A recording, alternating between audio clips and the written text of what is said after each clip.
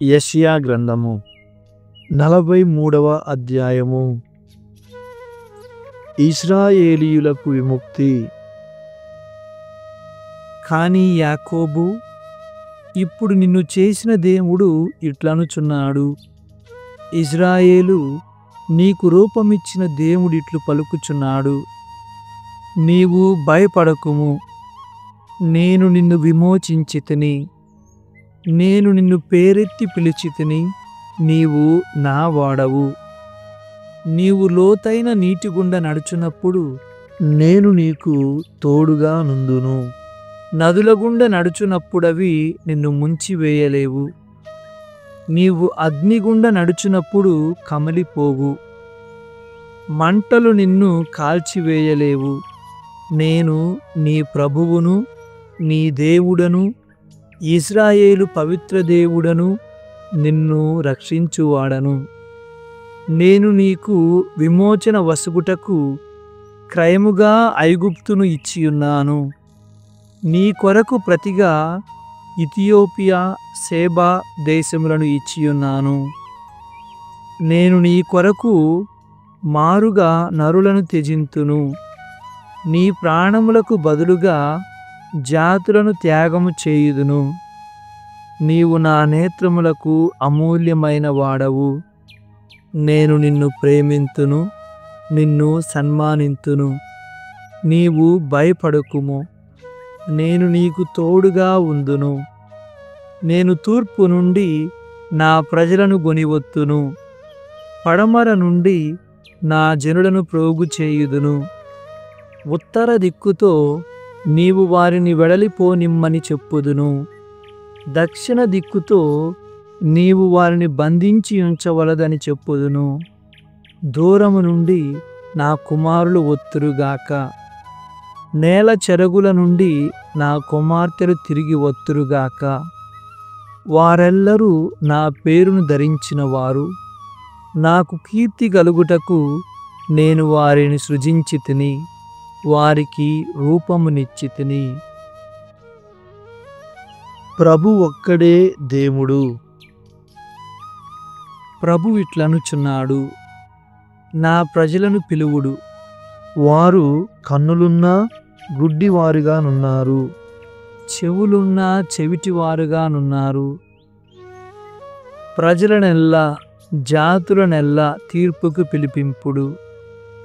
వారి దైవములలో భవిష్యత్తున జరుగు కార్యములను ముందుగా ఎరిగింపగలవారెవరు?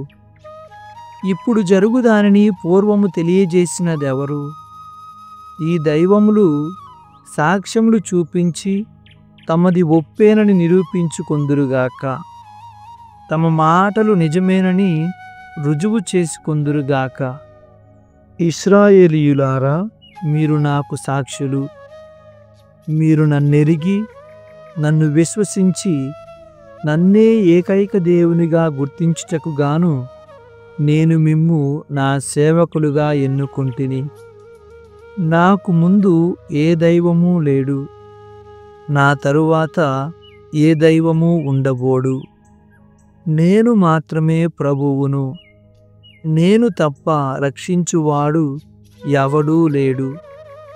నేను జరుగబోవు సంగతులను ముందుగా ఎరిగించితిని, ఆ పిమ్మట మిమ్ము ఆదుకొంటిని. అన్య దైవములెవ్వరూ ఈ కార్యము చేయలేదు. మీరు నాకు సాక్షులు. ఇవి ప్రభు పలుకులు. నేను దేవుడను, ఎల్లప్పుడూ దేవుడనే. నేను పట్టినది విడిపించువాడెవడూ లేడు, నేను చేసిన దానిని మార్చువాడెవడూ లేడు. బబులోనియా నాశనమగును. ఇశ్రాయేలు పవిత్ర దేవుడు, మీ విమోచకుడు అయిన ప్రభువు ఇట్లనుచున్నాడు, నేను మీ కొరకు బబిలోనియా మీదకు సైన్యమును పంపెదను, ఆ నగర ద్వారములను పడగొట్టెదను. కల్దీయుల విజయనాదములు ఏడ్పులుగా మారును. నేను మీ పవిత్ర దేవుడను, ప్రభువును, ఇశ్రాయేలీయులకు మిమ్ము సృజించిన వాడను, మీకు రాజును. నూతన నిర్గమనమున జరుగు అద్భుతములు. సముద్రము గుండా త్రోవ చేసిన ప్రభువు, మహాజలరాశి గుండా మార్గము చేసిన ప్రభువు ఇట్లనుచున్నాడు. రథములతో గుర్రములతో కూడిన మహాసైన్యమును నాశనము గావించినదెవరు? ఆ సైన్యము నేలపై బడి మరలా లేవజాలదయ్యను. నేను దానిని దీపమును వలె ఆర్పివేసి తిని. మీరు పూర్వపు సంగతులను జ్ఞప్తికి తెచ్చుకోనక్కరలేదు, పాత సంఘటనలు తలుచుకోనక్కరలేదు. ఇప్పుడు నేనొక నూతన కార్యము చేసెదను, అది తక్షణమే జరుగును, మీరు దానిని వెంటనే చూతురు. నేను ఎడారిలో బాట వేయుదును, అరణ్య భూమిలో త్రోవ వేయుదును. నేను ఎడారిలో నదులు పారించి నేనెన్నుకొనిన ప్రజలకు నీటినిత్తును. అప్పుడు నక్కలు, నిప్పుకోళ్ళు మొదలైన వన్యప్రాణులు నన్ను గౌరవించును. ఆ జనులు నా స్తుతులను పాడువారు. వారిని నేను నా కొరకే సృజించితిని. ఇశ్రాయేలీయుల కృతజ్ఞత. యాకోబు, నీవు నన్ను ఆరాధింపలేదు. ఇజ్రాయేలు, అయినను నీవు నన్ను గూర్చి విసిగిపోతివి. నీవు నాకు దహనబలిగా గొర్రెలను కొనిరావైతివి. నీ బలులతో నన్ను గౌరవింపవైతివి. నాకు నైవేద్యములు అర్పింపుమని నేను నిన్ను బాధింపలేదు. సాంబ్రాణి పొగ వేయుమని నిన్ను విసిగింపలేదు. నీవు నా కొరకు సుగంధపు కాడలు కొనలేదు. బలి పశువుల క్రొవ్వుతో నన్ను సంతృప్తి పరచలేదు. కానీ నీ పాపములతో నన్ను బాధించితివి, నీ దోషములతో నన్ను విసిగించితివి. అయినను నేను నీ కొరకే నీ పాపములను మన్నించువాడను. నేను నీ తప్పిదములను జ్ఞప్తియందుంచుకొనను. మనము వ్యాజ్యమాడుదుము రమ్ము. నీ అభియోగము వినిపించుకొనుము. నీదే ఒప్పని నిరూపించుకొనుము. నీ వాదము వివరింపుము. నీ ప్రథమ పితరుడు పాపము చేసెను. నీ నాయకులు నా మీద తిరుగుబాటు చేసిరి. నీ పాలకులు నా మందిరమును అపవిత్రము చేసిరి. కనుక నేను యాకోబును నాశనము చేసి తిని, నా ప్రజలను అవమానము పాలు కావించి తిని. 44వ అధ్యాయము. ఇశ్రాయేలుకు దీవెన. అయినను నా సేవకుడవైన యాకోబు వినుము. నేనెన్నుకొనిన ఇజ్రాయేలు ఆలింపుము. ప్రభువిట్లు నుడువుచున్నాడు. నేను నిన్ను కలిగించి తిని. నీవు గర్భమున పడినప్పటి నుండి నీకు రూపమునిచ్చి తిని, నిన్నాదుకొంటిని. నా సేవకుడవైన యాకోబు, నీవు భయపడకుము. యెషూరును, నేను నిన్నెన్నుకొంటిని. నేను దాహము గొనిన నేల మీద నీళ్లు కుమ్మరింతును, ఎండిన నేల మీద ఏరులు పారింతును. నీ బిడ్డల మీద నా ఆత్మను కుమ్మరింతును. నీ వంశజుల మీద నా దీవెనలు వర్షింతును. వారు నీరు పెట్టిన గడ్డి వలె ఎదుగుదురు.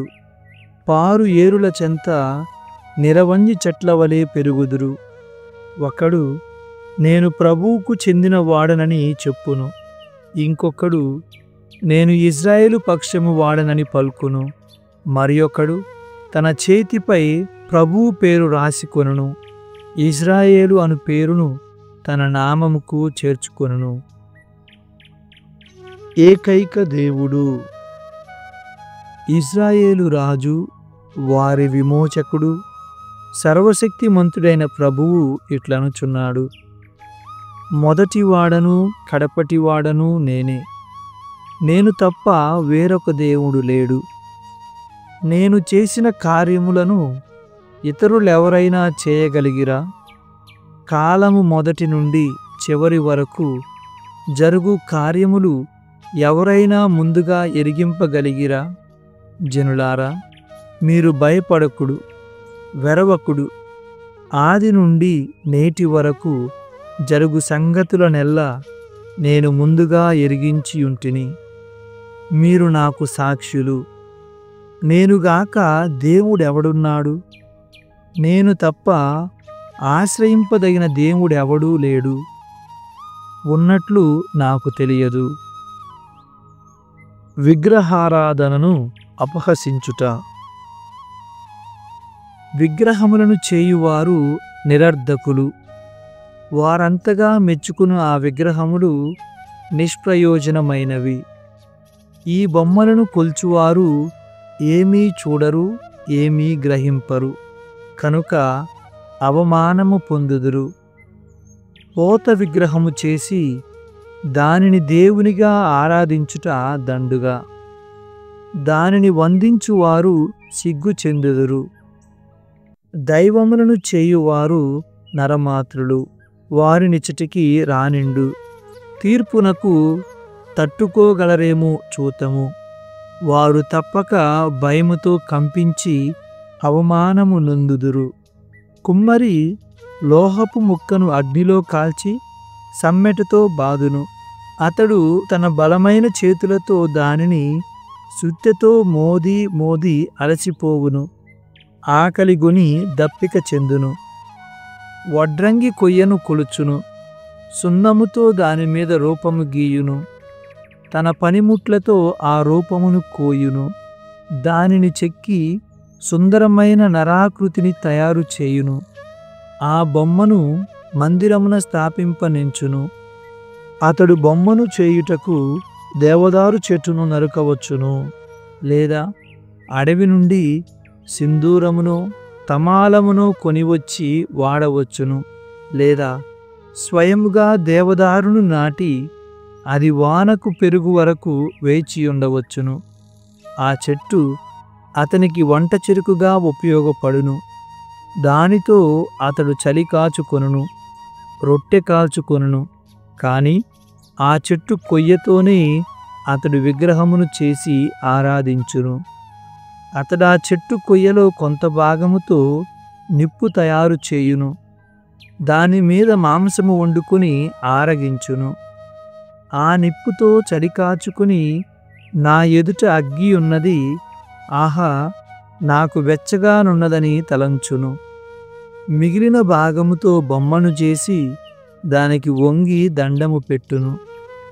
నీవే నాకు దేవుడవు, నన్ను రక్షింపుమని ప్రార్థన చేయును. అట్టి జనులకేమీ తెలియదు, ఏమీ అర్థము కాదు. వారి కన్నులు గ్రుడ్డివి కనుక ఏమీ చూడజాలవు. వారి హృదయములు మూయబడి ఉన్నవి కనుకేమీ గ్రహింపజాలవు. విగ్రహములను చేయువాడు ఆలోచింపడు. నేను కొంత కొయ్యను కాల్చి నిప్పు చేసి తిని, ఆ నిప్పు మీద రొట్టె కాల్చుకుని మాంసము వండుకుని భుజించి తిని, మిగిలిన కొయ్యతో ఈ విగ్రహమును చేసి తిని, కనుక నేను ఒట్టి కొయ్య ముక్కను ఆరాధించుచున్నాను అని ఆలోచించునంతటి వివేకమైన అతనికి లేదు. అతడు బూడిదను తిన్నట్లగును.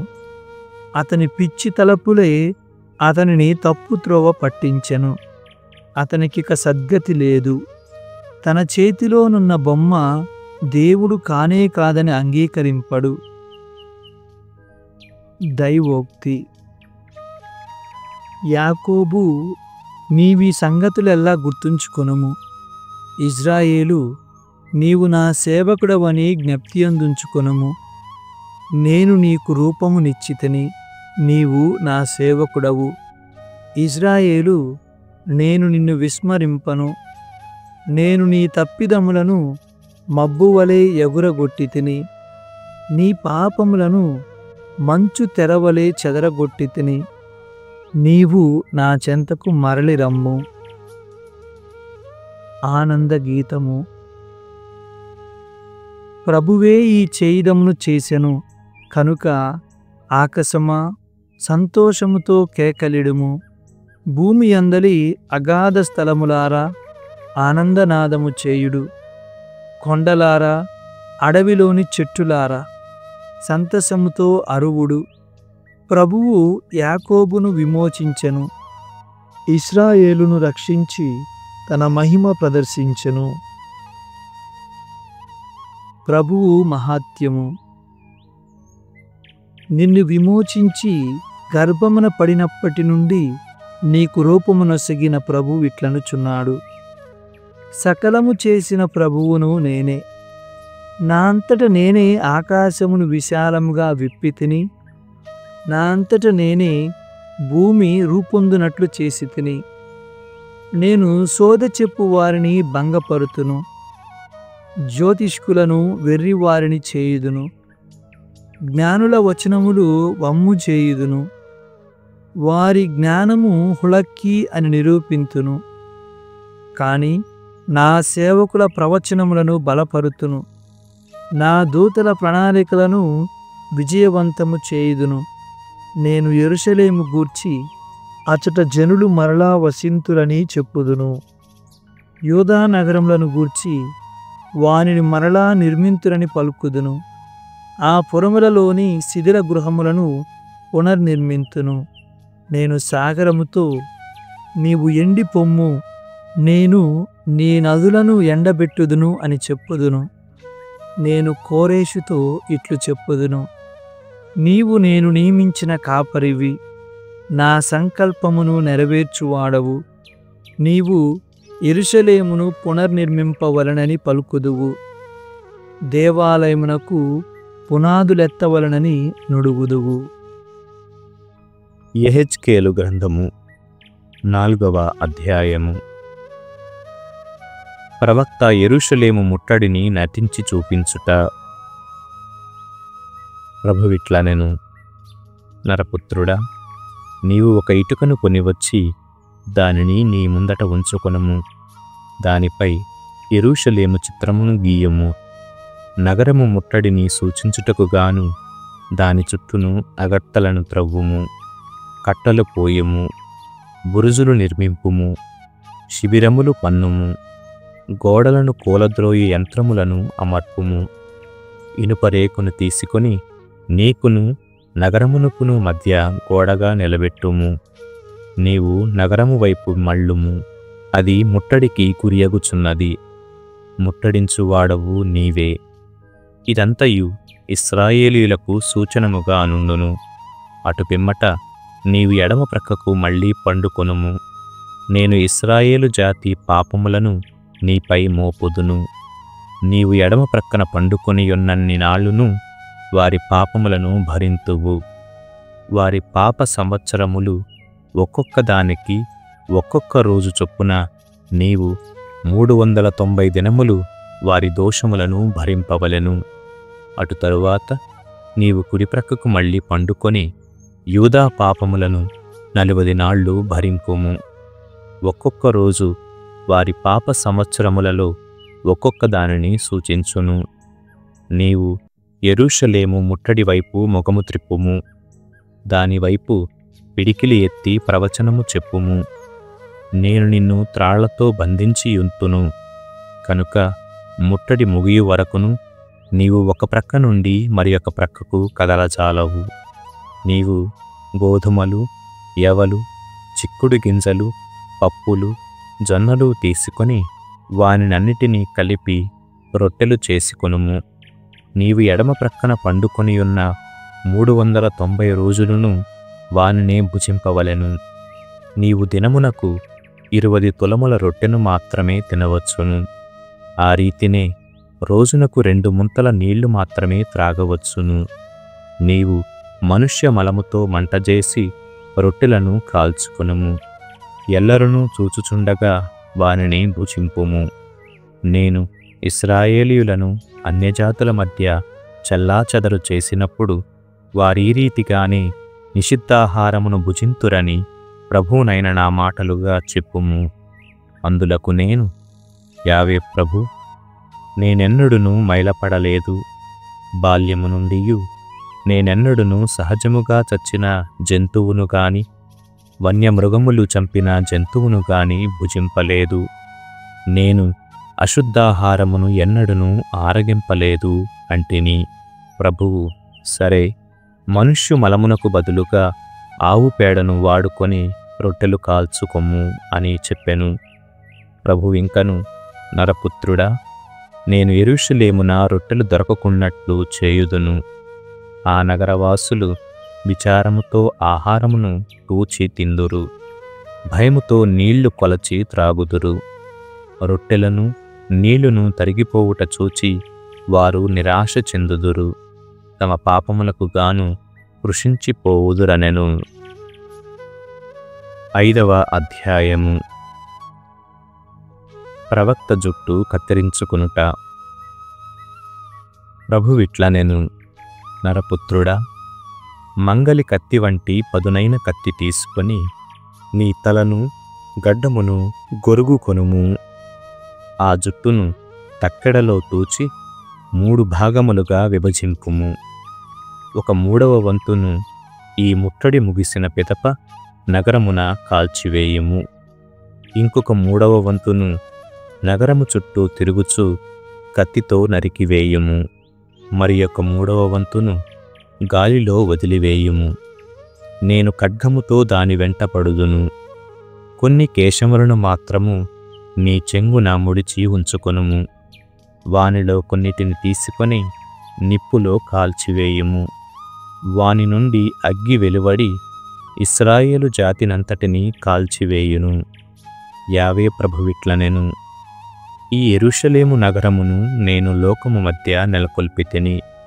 దాని చుట్టూను ఇతర దేశముల నుంచి తిని, కాని ఈ నగరము దుష్టబుద్ధితో ఇతర జాతుల కంటే అధికముగా, తన చుట్టుపట్లనున్న దేశముల కంటే ఎక్కువగా నా ఆజ్ఞలను మీరెను.